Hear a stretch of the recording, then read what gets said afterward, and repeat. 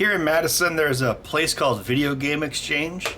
It's owned by a guy named Lance, and he's really cool. He always gives me great deals, and a few months ago, I got this for $20. A Master System? No, 2 Master Systems for $20. These are both quote-unquote unworking. This was Sega's 8-bit home system in America in like, what, 1987? It's actually a fairly advanced system. It actually has a 16-bit graphics bus. Pretty advanced stuff. Obviously the screws are missing. These things sat in the back of my car. I think, man, when September maybe?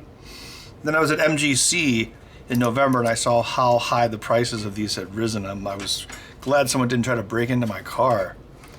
So one of the gimmicks with the Master System, if you don't know, I would think that everyone would know if they're watching my channel, but it had the standard cartridges, like thus. Angry Video Game Nerd won't like that. And then it had like these cheaper cards, which is closer to what they had on the PC Engine.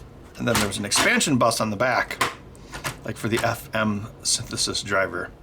But yeah, the Master System, it uses an evolution of what was in the ColecoVision, which was the TMS 9918 video display processor. So on this system, Sega rolls it all into one chip here. So yeah, you've got your Z80 main CPU, RAM and ROM. I believe this is the RAM and this is the ROM. Then you've got your video processor, also audio processor. Then 16K of RAM of video.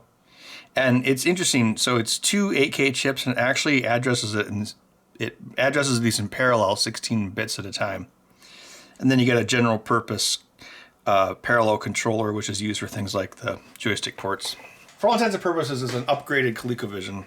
There's no heatsink on the power regulator. So I guess bog standard 7805, of course. DIN output for audio video. That's pretty nice. Then what is the power input on this guy? I'm guessing it's probably like 9 volts. Doesn't say there. Where would it say? It just says AC adapter.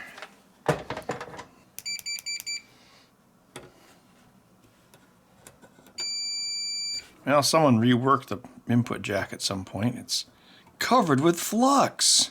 Ugh. Is it using center pull negative? It is. I should have mailed it to the Marx Brothers. Of course, this is going to be a 2-layer board. Okay. Does the regulator even work? Guess we can hook up power here. This is the same DIN pinout as the Sega Genesis. It has RGB on this port. Wow, that's pretty insane. I cannot believe someone in the last video said that I should stop singing. For that transgression, I'm gonna sing even more. It's got an old bog standard 7805 regulator on it, so the dropout voltage is gonna be about 7 volts, so I'll set the input to 8 volts DC. That should work. So I'm gonna hook up a cartridge and we will look for signs of life using the scope of oscillations. Okay, according to the internet, this one is composite video, which makes sense because it also goes over here to the RF box.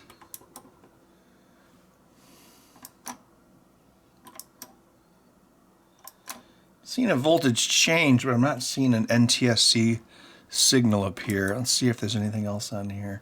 One of these was sync, if I believe. If I believe correctly, regulator's not getting hot. Voltage regulator is only giving us about 1.2 volts out. I don't think that's what we want. That's normally not what you'd expect out of a major kitchen appliance. Oh, that's right, I'm supposed to get my new fridge on Monday. It's gonna look so nice. Also, I hope it works better too. I grabbed a 5-volt linear regulator off of my shelf. This one's made by ST Microelectronics, so of course it's out of stock online.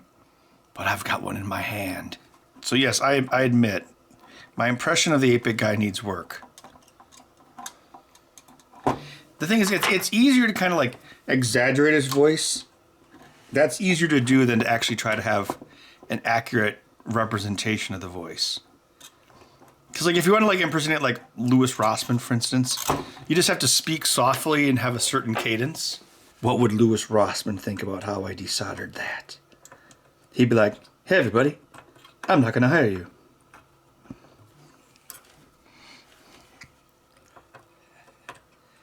Yeah, I could go work for Louis Rossman and he'd have to hire me because I'm like quote unquote famous. But then all of his employees would be like, this guy sucks. You know, if I was to ever go back to working for the man, because I've been self-employed for what, 17 years now? You know what I would probably do? You know what job I would actually want? I would actually probably want to be a cook. That's what I would probably want to do. I don't know, because I like cooking things. What can I say? See, then my hobby and my job could be two different things. And I could have a healthier work-life balance. Because that's kind of the problem. Like, you've probably noticed, like, on this YouTube channel, it's like, Ben doesn't, like, make any, like, he's always, like, fixing something, like a Master System. You know, he's not necessarily, like, building something from scratch. And that's kind of the problem. Like, you don't really see necessarily stuff that I do off camera. Like, I'm always building those accessibility controllers for people. I did a lot of latency controller monitor latency testers. I think the game industry people are starting to go back to the office, so started selling a lot of those again. So it's like I'm always building stuff, but it's not always necessarily interesting. And then I'm working on a new pinball control system. Well, not working on it, I'm supporting it now. It's been shipping since June. So yeah, it's kind of like the shoemaker's kids have no shoes, or Schumacher. That's where that name comes from. Mind blown. Yeah, so it's a lot of times it's like I'm busy building things, as my day job, which I kind of did during the show as well. Although the show allowed me to make more random things, Nowadays I just build the same things over and over and over, which is kind of boring and, not really worth making videos over. I mean, I don't mind it. I guess it's just that's why sometimes it might seem like, oh, Ben's not being very creative when it comes to new YouTube videos. I do have but actually I have a good number of repairs that people want me to do as well. Like a couple of laser actives now, and it's like I just got to get around to it. Let's just do a quick test before we put on the heatsink. All right, we have 5 volts now, which is good. See, there's any sign of life over here. All right, looks like I've got some color information. I'm not seeing an NTSC signal though. That's weird. 350 milliamps of draw. That sounds about right for a system of this vintage. When you say vintage, you actually have to say what vintage it is. What vintage it is. He's like, wow, that's a vintage coat rack. What you're really supposed to say is, oh, that's a 1960s vintage coat rack. What kind of heatsink is this thing supposed to have anyway? Mother puss bucket! Wow, that's huge. This video is not sponsored by iFixit Kit, even though I'm about to use an iFixit Kit to fix this kit with the Fix Kit. But Ben, how can we enjoy your videos without you shilling useless virtual private network services that don't do anything? Julian Assange is like, man, if only I had NordVPN. It does look like a faint NTSC signal right here. Looks like an NTSC signal to me. You've got your horizontal sync right there, your color burst, and then your line data, and then the H-sync for the next line. I guess this thing's only problem was a power regulator? This old Sony camcorder will still be operational when the pyramids are dust. Sega, rise from your grave. Dun dun dun dun dun dun dun dun dun dun dun. And clean up that flux from whoever was in here before. You can't fool me, I know you were here. Uh-oh, it doesn't fit. If the heat sink doesn't fit, then you must acquit your project. I'm not gonna acquit my project. You know what I need? You know what'll cut through this tin like tissue paper? Wait. You know what'll cut through the steel like tissue paper? Yeah, I'll just use some little scissors, whatever. These aren't my nice scissors. Well, are they? Look store-bought. Look at that. Just whack it in there. Whack-a-jobby. Whack-a-doodle. Bob's your uncle. I need to find some plastic / wood screws that'll fit in this. These look like they might work. Yeah,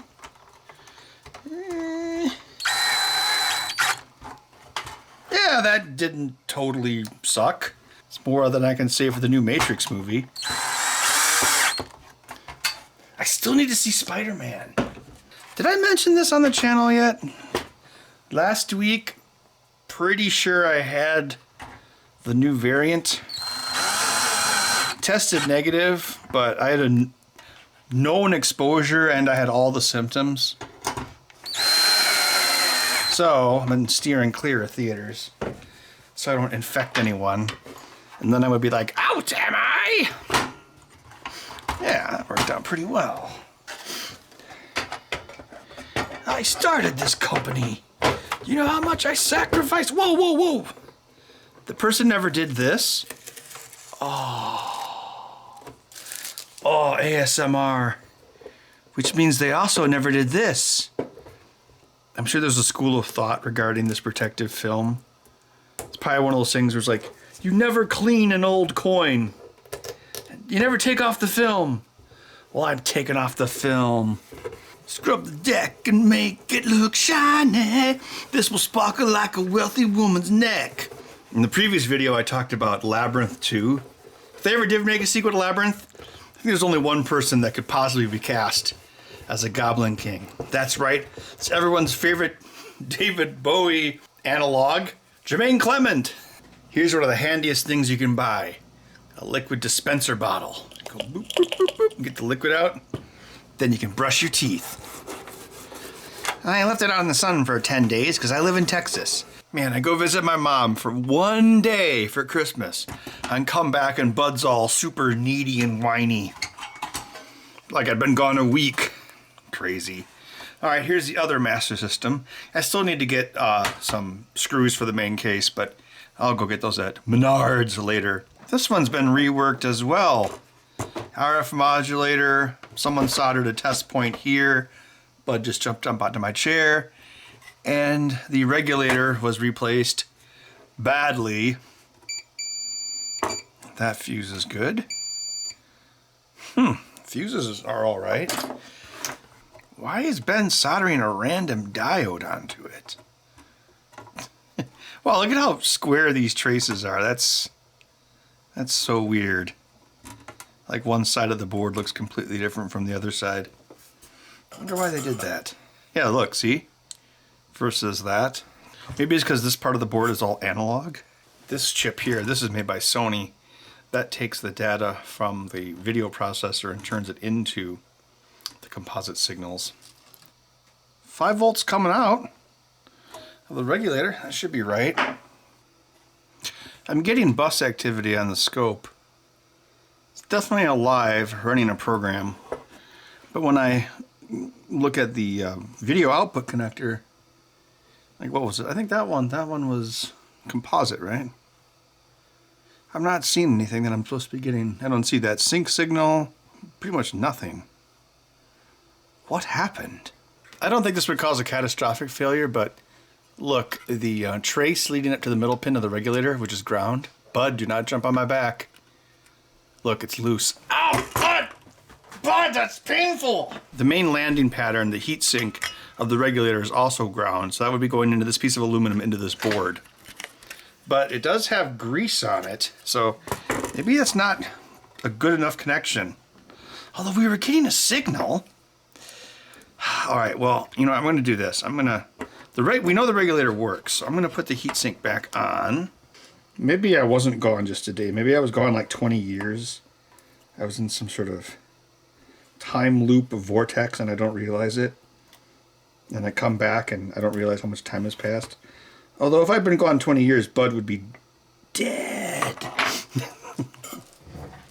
So this other master system, it looks like signals are coming into the VDP, the video display processor, but nothing's coming out. And I compared the output voltage levels of the RGB to the working unit, and well, there's nothing here on this unit that doesn't work. I tried disabling the power on reset delay by desoldering this capacitor and then doing a manual reset by touching this to ground. Didn't seem to make a difference. The CPU is trying to work, but it seems like that chip is where the problem lies. Although this chip is also accessing its RAM, so something about it is not outputting the video signal. It's like this chip is bad, which is unfortunate because this is one of the only custom chips in the system. I mean, everything else is just ROMs and RAM. I kind of wonder if the video converter chip is attenuating the signal somehow coming out of the VDP. I'm going to try removing the video converter chip and then see if we can see RGB signals coming out of the VDP. Also, this video converter chip is something that we could find new old stock pretty easily. So one would hope if there is a problem, it's this. Let's see if this little bugger will come loose. No difference. I'm running it with the video encoder chip removed. I'm still getting nothing on the RGB output from the VDP. So the problem must be with the VDP, which could be a harder problem to solve, or not even be solvable. Oh, I should probably get a power supply for this thing. I think I'm going to use one of these. This is a Sony 7.5 volt wall wart. This was used like with the PS1, like the redesigned PS1 in 2000. Sony uses 7.5 volts for a lot of things. It's kind of their thing, I guess. This choke is going to be too short. Let's cut that off. What the? It's made of some sort of unobtainium, indestructible plastic. Unobtainium. I can't believe they used that term in Avatar. They also use it in that dumb Hilary Swank movie where she had to dig a hole to the center of the universe. $1 Million Baby. No, I'm talking about The Core, of course. The Core was actually a pretty good bad movie. If you like bad movies, I'd recommend it. It's got this really great line. It's like, oh, so the premise of that movie is the magnetic core of the, the molten core of the Earth stops moving, which causes our magnetic field to fail, which would be a big problem. And they're like, well, if we go into the center of the Earth and set off some, of course, nuclear bombs, it will restart the rotation of the metal. And they're like, there's absolutely no way we can drill all the way to the center of the Earth. And then someone's like, but what if we could? It's a pain in the butt wiring these up with positive on the outside because the shielding inside and the clamp assumes that it's, you know, the shielding of the cable is negative. So that kind of sucks if I had to reverse that. Okay. LED comes on. That's good. A DIN cable for this, but I think I can jerry-rig something. I don't have the right DIN plugs.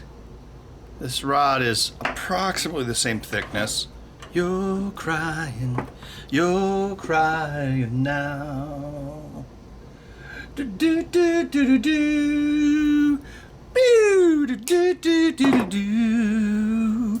Boo do do do do do do do do do do do do little do do do do do. Boo do do do do.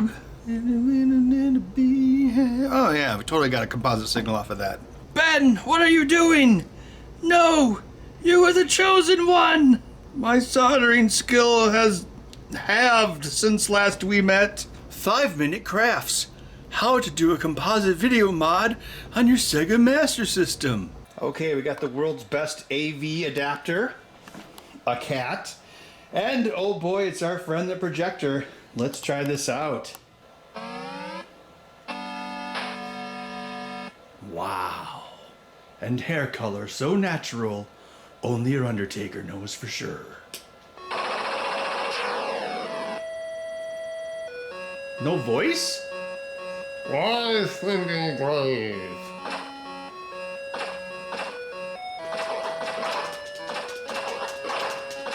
This frame rate would make Cyberpunk 2077 blush. How do I jump? Oh, you gotta hit both buttons, kind of like on the NES. What? Come on. How are these little guys beating me up? Oh, I gotta get this. Oh, I had speech for that. You know, while we have this thing hooked up, we should do a test regarding Blu-rays or DVDs.